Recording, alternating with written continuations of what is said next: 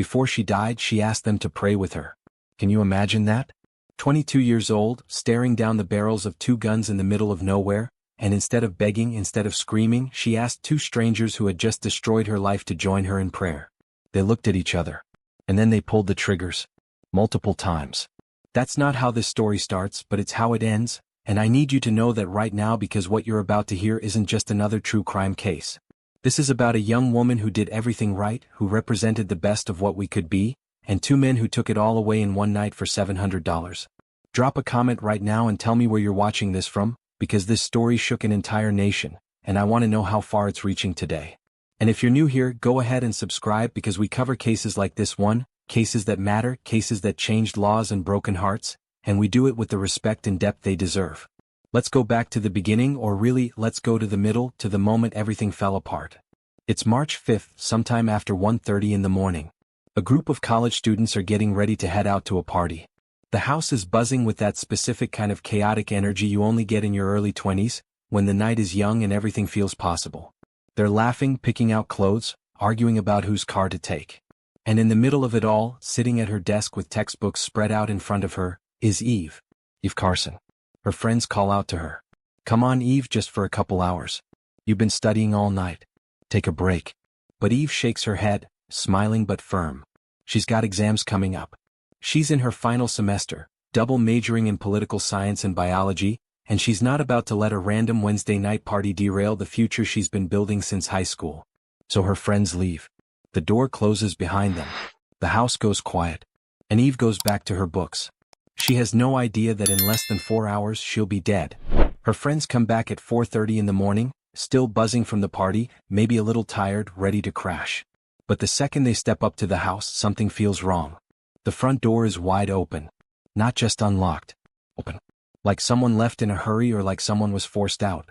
The lights inside are still on, bright and harsh against the early morning darkness. They call out for Eve. No answer. They walk through the house. Her books are still on the desk. Her phone is gone. Her wallet is gone. Her car is gone. But Eve is gone too. At first, they try to rationalize it. Maybe she got a call, some kind of emergency, maybe a friend needed her and she just rushed out. Eve was the kind of person who would drop everything to help someone. But then why leave the door open? Why not send a text? They try calling her. It rings and rings. No answer. They wait. Minutes turn into an hour. An hour turns into anxiety. And by the next afternoon, when there's still no sign of her, one of her roommates picks up the phone and calls the police. The officer on the other end listens to the details. Missing since last night. Door left open. Car gone. No contact.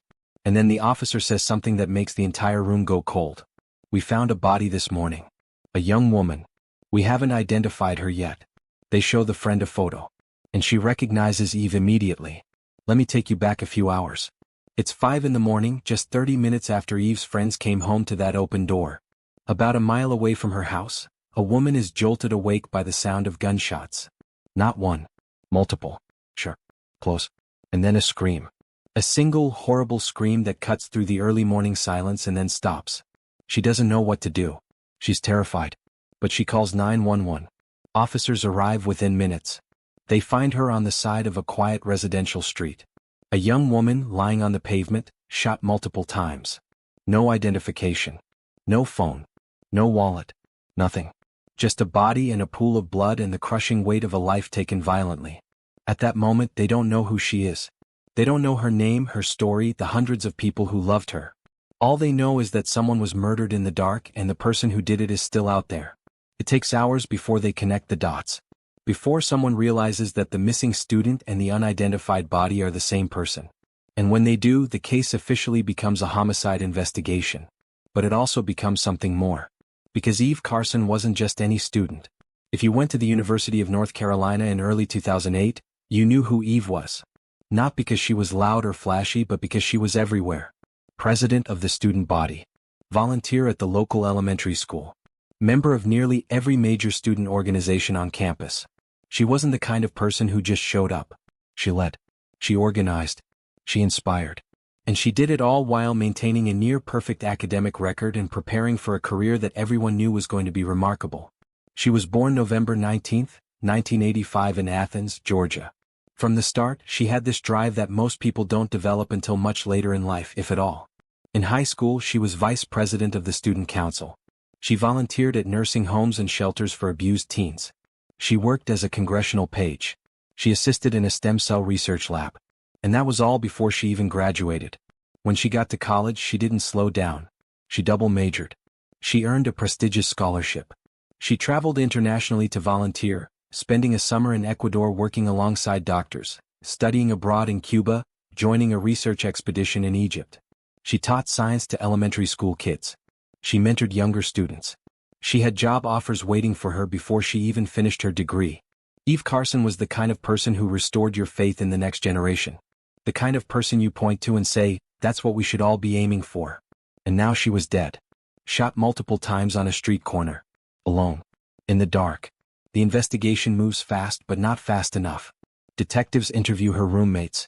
They try to piece together a timeline. At 1:30 a.m. Eve was home, alive, studying. By 5 a.m. she was found dead a mile away. So what happened in between? There are no signs of sexual assault, so that's ruled out as a motive. But her wallet is missing. Her credit cards are missing. Her phone is missing. Her car is missing. It starts to look like a robbery. A random, brutal robbery that ended in murder. The detectives pull her phone records. The last signal came from a cell tower near a highway just outside of town, but the phone itself is never recovered. They assume the killer ditched it somewhere in the woods, too far gone to ever be found. Then they get their first real break. A few miles from Eve's house, they find her car. Abandoned. Empty. Detectives immediately send it to forensics for prints and DNA. While they wait for results, they dig into her computer. The one she was using to study that night. And they find something critical. It was active until 3:30 in the morning. That means Eve was still home, still alive, almost 2 full hours after her roommates left. So whoever took her didn't break in right away. They waited. Or they were watching. And sometime after 3:30 a.m. they made their move. If you're still watching, drop a like on this video right now because what comes next is where this case takes a turn that no one saw coming. News of Eve's murder spreads across campus like wildfire. Within hours, everyone knows. The shock is immediate and overwhelming. Students who knew her personally are devastated. But even people who only knew her by reputation feel it. There's a collective grief that settles over the university, heavy and suffocating. But grief isn't the only thing people feel. There's fear too. Because if someone like Eve, someone smart and cautious and surrounded by friends, can be murdered in the middle of the night, then who's safe? Parents start calling their kids. Students start locking their doors, looking over their shoulders, traveling in groups. The campus feels different. Darker. And the police have no suspects. At least not yet. Tips start flooding in. Students report anything suspicious. A strange car they saw that night. A person who looked out of place. Conversations they overheard. The detectives follow up on every single lead, but none of them go anywhere. Days pass. The pressure mounts. And then, finally, they catch a break. Since it looks like the killer took Eve's credit cards, detectives pull her banking records. And what they find changes everything. Just 18 minutes after Eve's computer went inactive, someone used her card to withdraw $700 from an ATM. 2 separate transactions. They tried to withdraw more, but they hit the daily limit.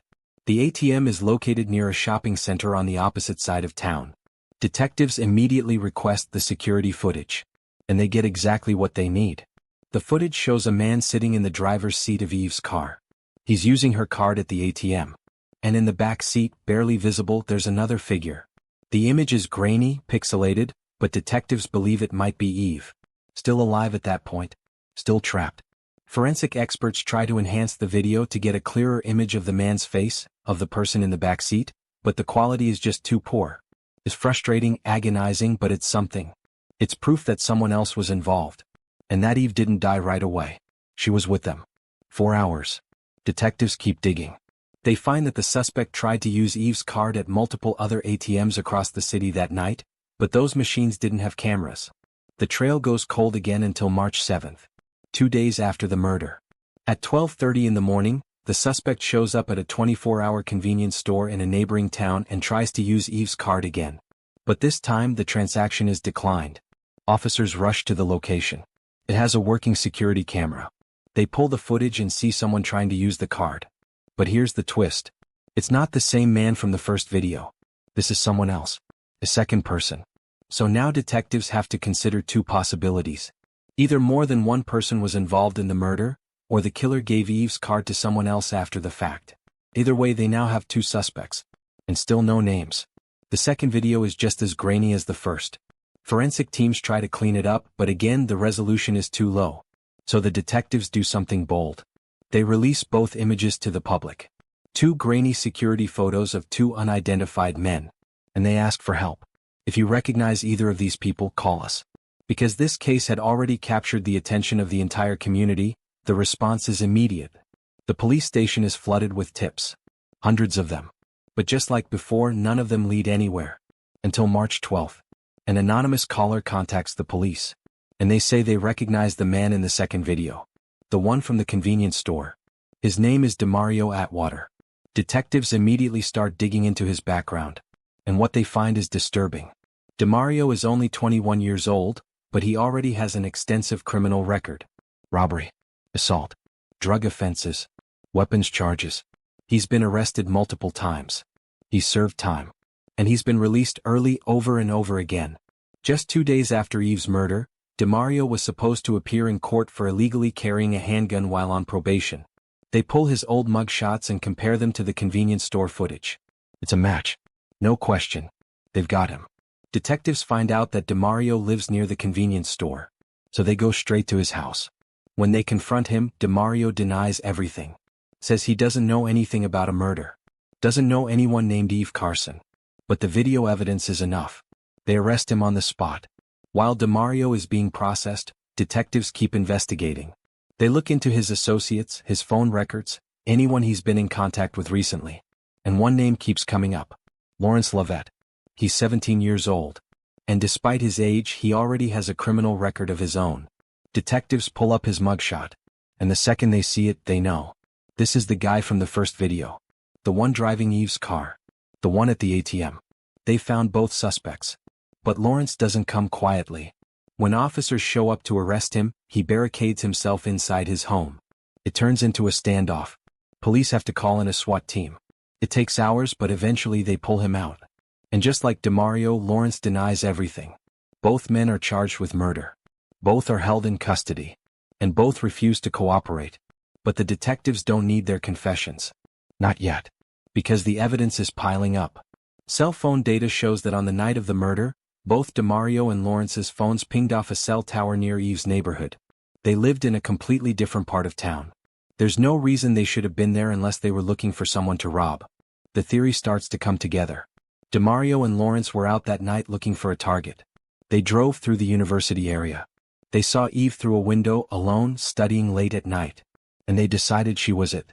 They broke into her house. Forced her into her own car. Drove her around the city, making her withdraw money at multiple ATMs until they hit the daily limit. And then, when she couldn't give them anything else, they drove her to a quiet street on the outskirts of town. And they killed her. But here's the question that haunts everyone who hears this story. What? Why kill her? She gave them the money. She cooperated. She begged them to let her go. She told them she wouldn't say anything.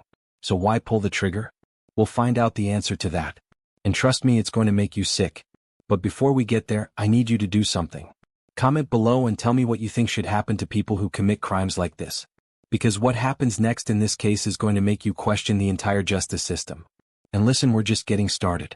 There's so much more to this story. The confession. The trial. The twist that no one saw coming.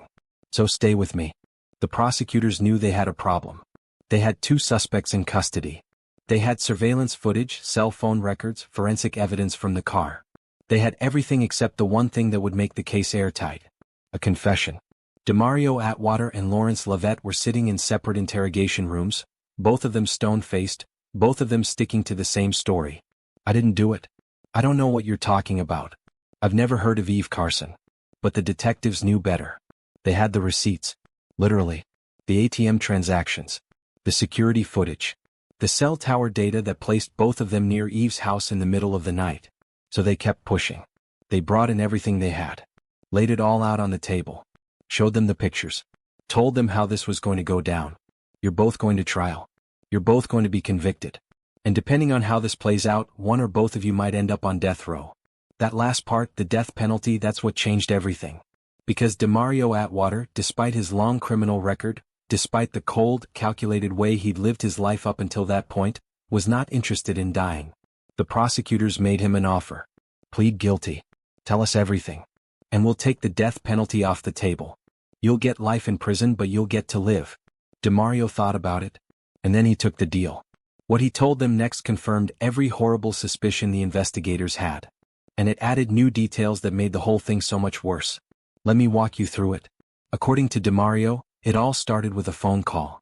Lawrence called him that night and said he wanted to make some quick money. He suggested they go to the university area and find someone to rob. They got in the car and started driving through the neighborhoods near campus, looking for an easy target. And that's when they saw her. Through the window of her house. Alone. Sitting at her desk. Studying. The lights were on. The front door didn't look heavily secured. And there was no one else around. It was perfect. They parked the car. Grabbed their guns. And walked up to the house. They didn't try to hide. They didn't wear masks. They just kicked in the door and walked inside. Eve looked up from her desk, startled, terrified. And before she could scream, they had guns pointed at her face. They told her not to make a sound. Told her to get up. Told her to grab her wallet and her keys.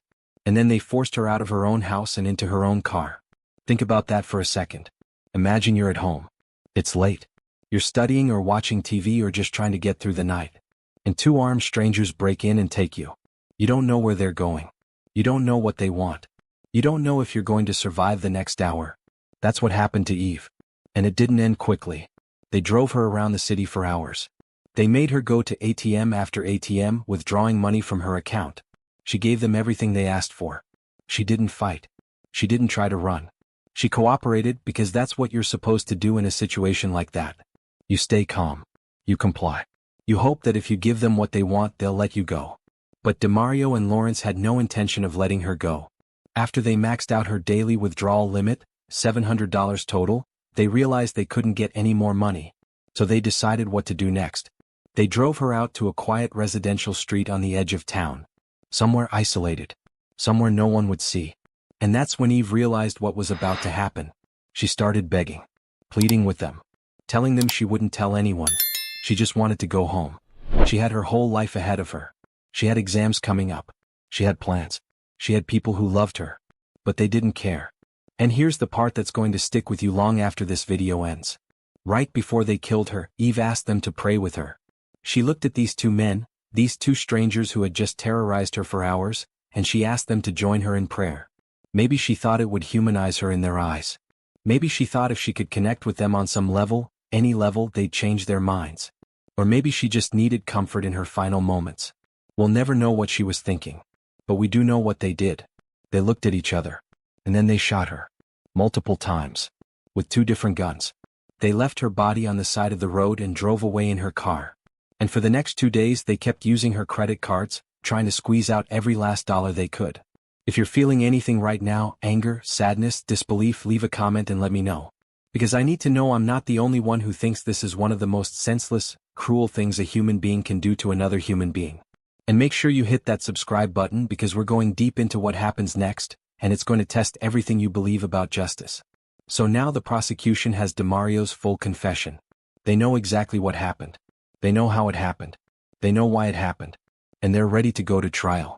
Demario's case moves forward first.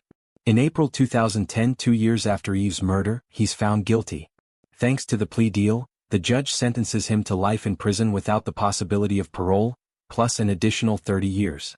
Before he's taken away, Demario does something unexpected. He turns to Eve's parents who are sitting in the courtroom and he apologizes. He says he's sorry for what he did. He says he knows he deserves everything he's getting. Some people see it as genuine remorse. Others see it as a last-ditch attempt to appear human. Either way, it doesn't change anything. He's going to die in prison. But the story doesn't end there. Because Lawrence Lovett still hasn't been convicted.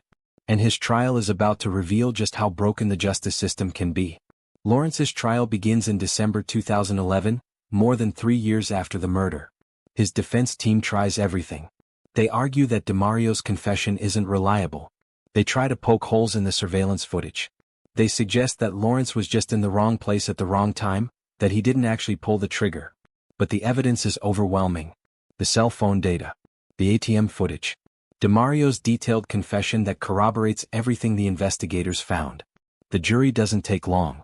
They find Lawrence Lovett guilty of first-degree murder. And because of the brutality of the crime, he's sentenced to life in prison without the possibility of parole. For most people, that would be the end of it. Justice served. 2 killers behind bars for the rest of their lives.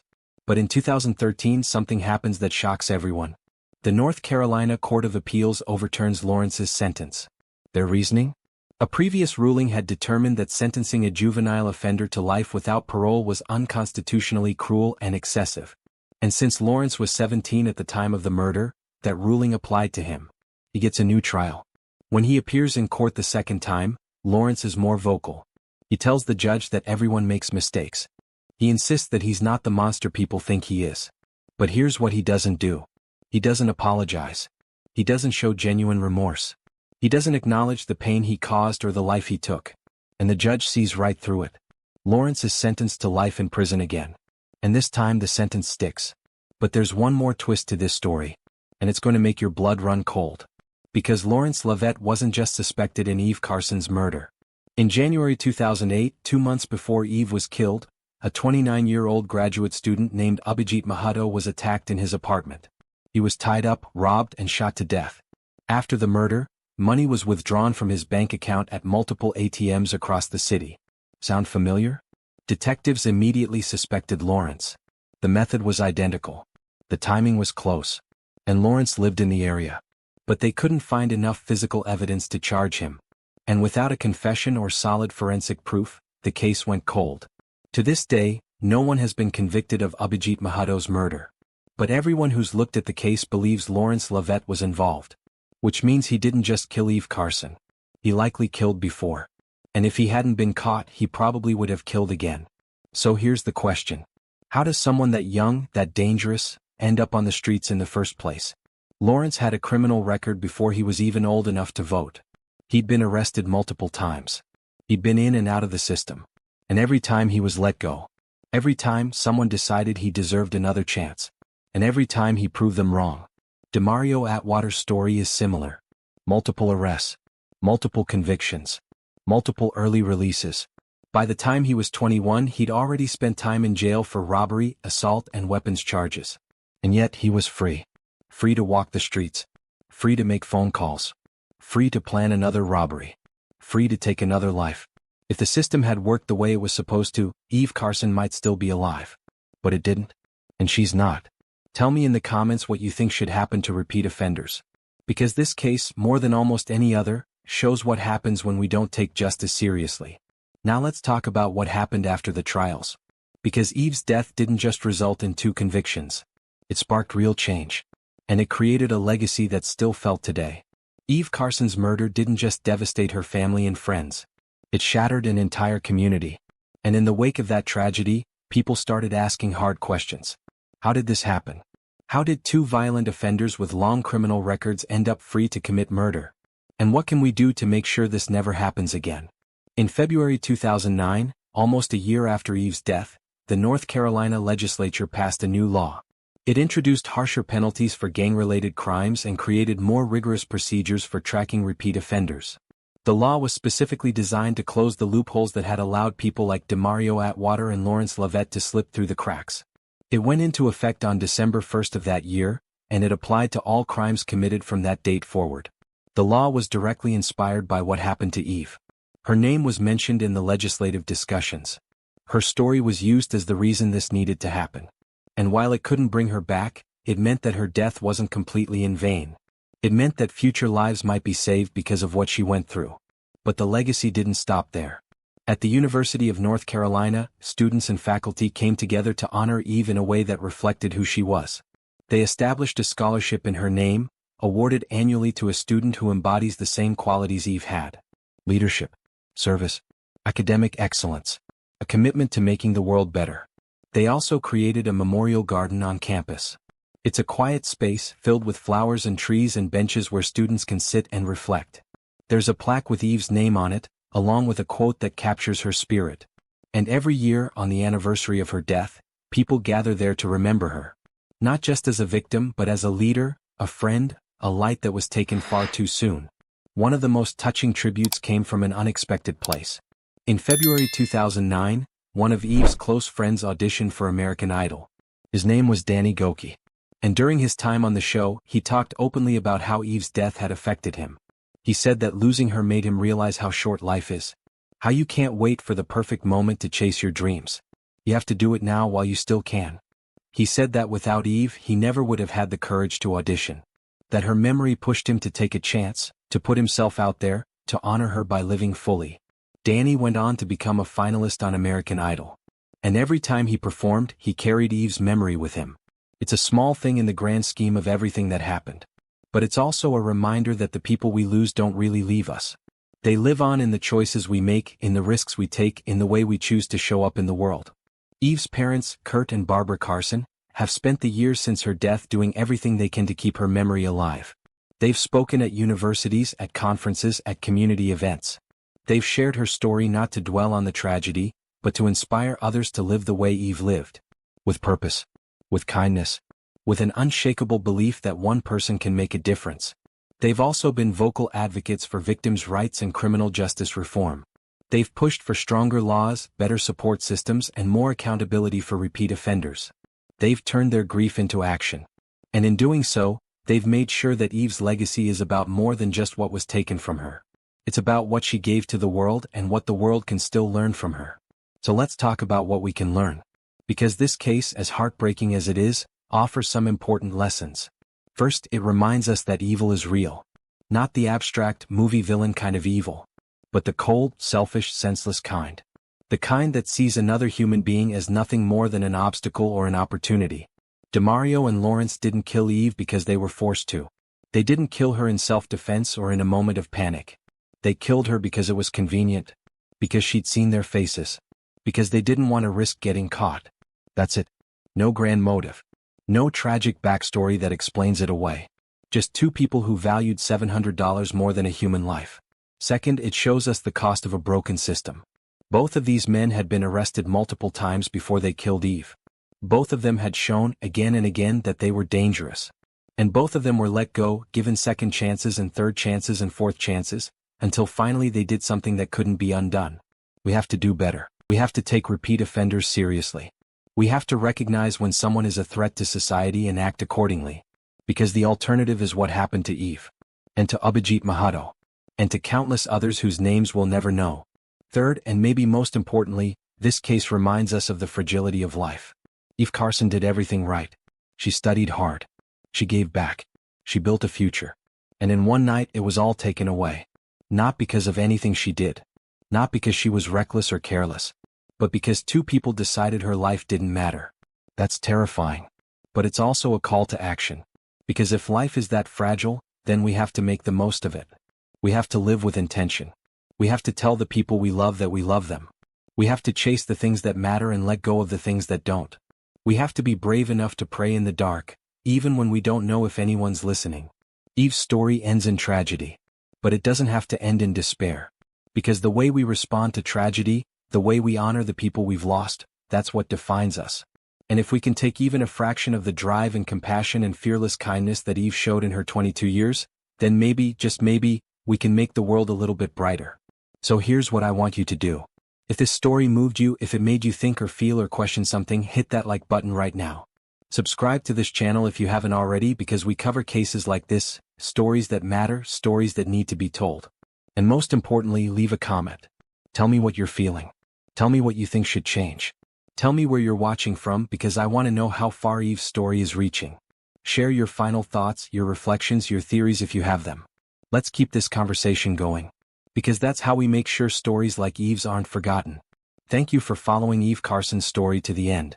It wasn't easy, but it was important.